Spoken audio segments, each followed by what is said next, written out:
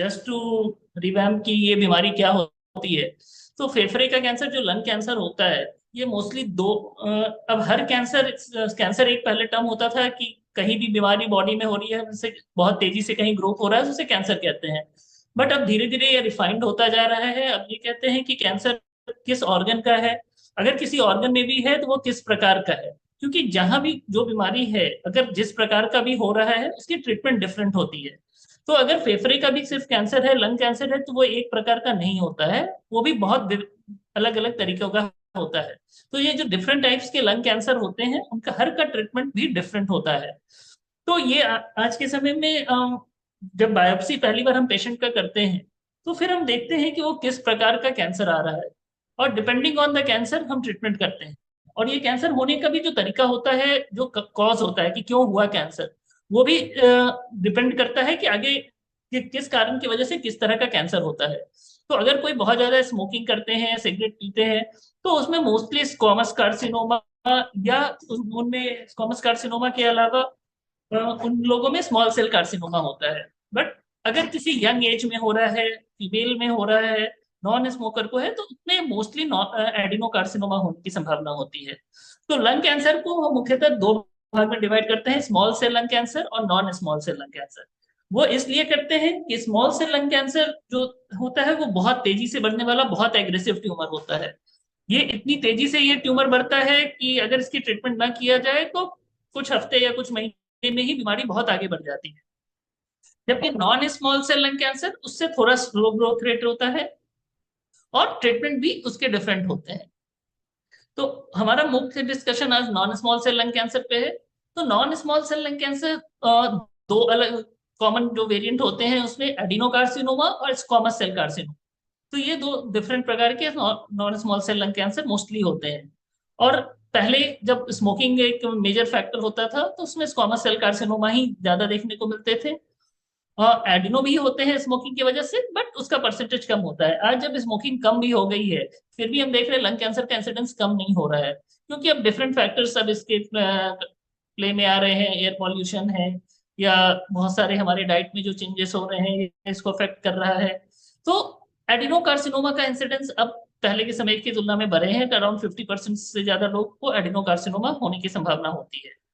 तो जिस प्रकार का कैंसर है, अगर स्क्वामस सेल कार्सिनोमा है, तो इसमें जो ट्रीटमेंट है वो डिफर हो जाता है। उसमें हम सिर्फ ये देखते हैं मोस्टली कि पेशेंट को हम कीमोथेरेपी तो हम सब में इंडिकेटेड हो सकता है, बट कीमो के साथ उसमें इम्यूनोथेरेपी का रोल हो सकता है या नहीं, तो उसके लिए कुछ स्पेशल टेस्ट PDL1 टेस्ट करके देखते हैं। बट इवन वो कम भी होता है तो भी हम कीमो के साथ इम्यूनोथेरेपी उसमें दे सकते हैं। दूसरा जो एडिनोकार्सिनोमा है, जो मेजर चंक है, और हम कहते हैं कि जो सर्वाइवल आज की डेट में सबसे ज्यादा लंग कैंसर में बढ़ा है, तो वो इसी ग्रुप में बढ़ा है। एडिनोकार्सिनोमा में जो रिसर्च आज के समय में हुआ है, जितना भी हुआ है, और जो पहले होता था कि अगर लंग कैंसर है तो सर्वाइवल कुछ महीने से साल 1.5 साल का होता था, आज के समय में डिफरेंट अगर वेराइटी अगर कहें तो लंग कैंसर के ऐसे भी वेराइटीज है जिनका सर्वाइवल आज के डेट में 9 से 10 साल तक भी हो सकता है। तो ये जो मुख्यतः सर्वाइवल में चेंजेस आए हैं, ये एडिनोकार्सिनोमा ग्रुप में ही आया है। एडिनोकार्सिनोमा ग्रुप में मोस्टली अगर कहते हैं तो हम इसमें अगर पेशेंट पहली बार आता है, डायग्नोज होता है एडिनोकार्सिनोमा, तो हम इनिशियल जो टेस्ट अब होता है वो मॉलिक्यूलर टेस्टिंग होती है। अब ये मॉलिक्यूलर टेस्टिंग चाहे तो हम डिफरेंट तरीकों से करते हैं। जो बायोप्सी का टुकड़ा लिया जाता है, उस बायोप्सी के टुकड़े में हम सिंपली ISC स्टडीज करते हैं, PCR टेस्ट होता है, या NGS टेस्ट होता है, या फिश कभी कभी करते हैं, डिपेंडिंग की कौन सा मॉलिक्यूलर हमें है। मोस्टली आज के समय में अब हर टेस्ट ऑब्सोल्यूट है, NGS हर पेशेंट का किया जाता है अगर डायग्नोस होता है। भले वो NGS भी हम दो तरह से करते हैं, लिमिटेड पैनल NGS होता है या कॉम्प्रिहेंसिव NGS। दोनों में डिफरेंस ये है कि कॉस्ट एक मेजर फैक्टर है जो अफेक्ट करता है। तो अगर पेशेंट बहुत अफोर्ड नहीं करता है तो लिमिटेड पैनल NGS से हमें एटलीस्ट वो म्यूटेशन, वो चेंजेस मिल जाते हैं जिसको हम डायरेक्ट अगर टारगेट करें तो पेशेंट उससे बिल्कुल अ, वो दवा सटीक तरीके से काम करती है।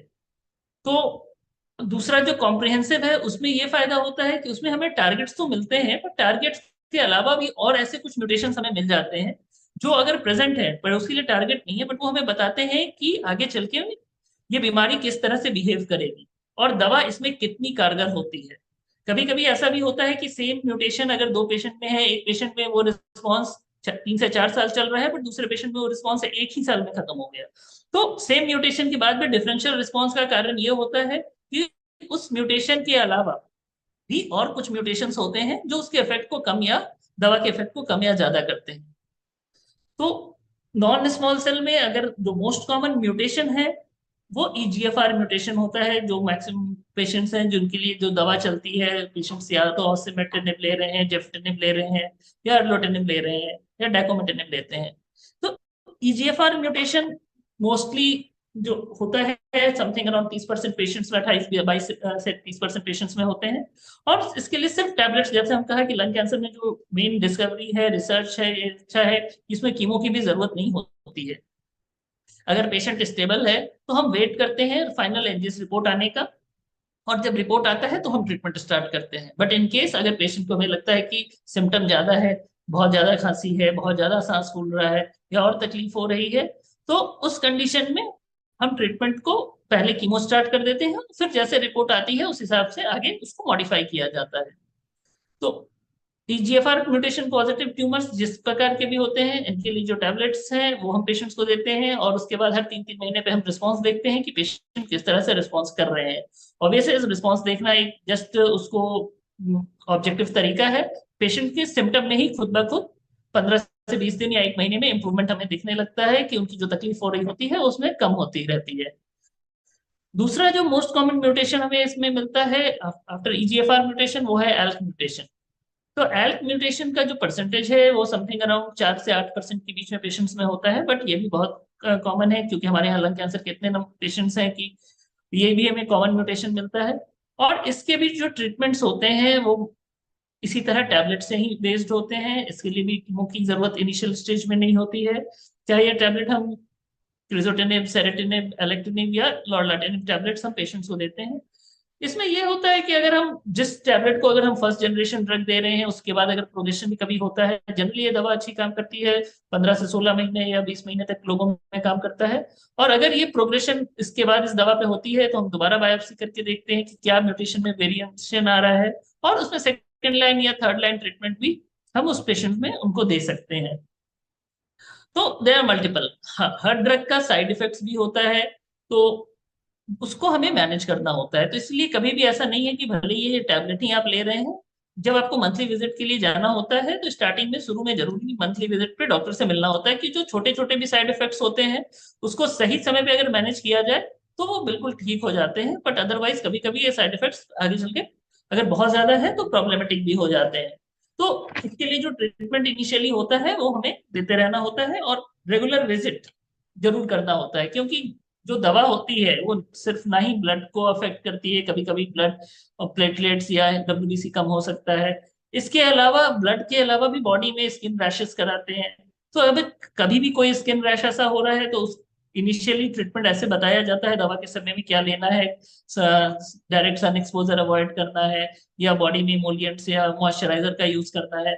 उसके बाद भी अगर रैशेस होते हैं तो फिर एंटीबायोटिक्स यूज करनी है। तो ये सारी चीजें को फ्रिक्वेंटली मॉनिटरिंग की जरूरत होती है।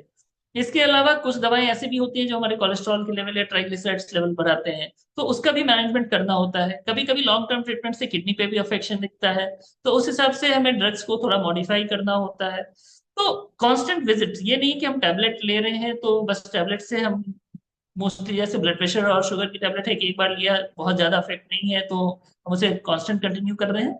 इसमें भी आप कांस्टेंट कंटिन्यू करते हैं बट एक रेगुलर मॉनिटरिंग के साथ।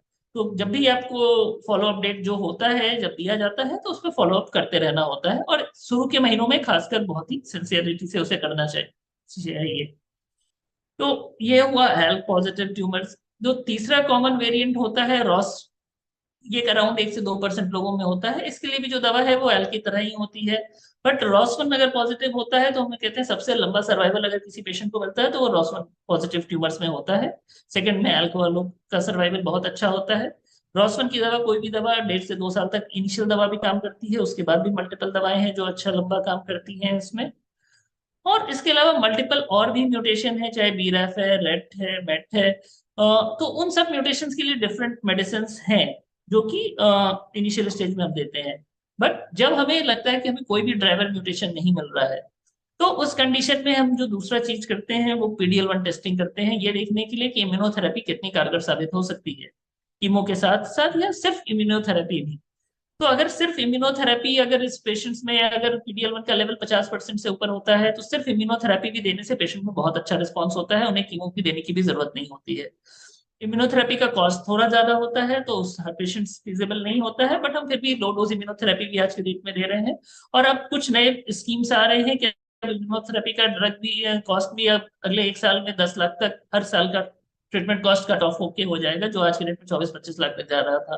तो ये भी अब कम होने वाला है कुछ समय में। अब इंडियन जेनरिक्स भी आने वाले हैं अगले 2 साल में, तो ये इसमें बेनिफिट रहेगा। तो कीमो और इम्यूनोथेरेपी हम कॉम्बाइन कर सकते हैं। अगर हमें लगता है कि हम इम्यूनोथेरेपी नहीं दे सकते हैं, या पेशेंट को कुछ ऐसे पहले से ही साइड इफेक्ट्स हैं जिसको इम्यूनोथेरेपी की टॉक्सिटी अलग हो सकती है, तो उस कंडीशन में हम सिर्फ कीमोथेरेपी ही पेशेंट्स को देते हैं। और कीमोथेरेपी देने के बाद हर 3 महीने पे उनका स्कैन किया जाता है, देखने के लिए रिस्पॉन्स कैसा है। और अगर बहुत अच्छा रिस्पॉन्स होता है तो 4 से 6 साइकिल के बाद हम सिर्फ एक मेंटेनेंस थेरेपी पे पेशेंट को रखते हैं, एक कम कर दी जाती है, और जिसमें सबसे अच्छा पेशेंट का रिस्पॉन्स चलता रहता है। तो ये मोस्ट कीमो के जो टॉक्सिटीज होती हैं उसके लिए भी आप जब मिलते हैं डॉक्टर से तो उसके बारे में बताना होता है।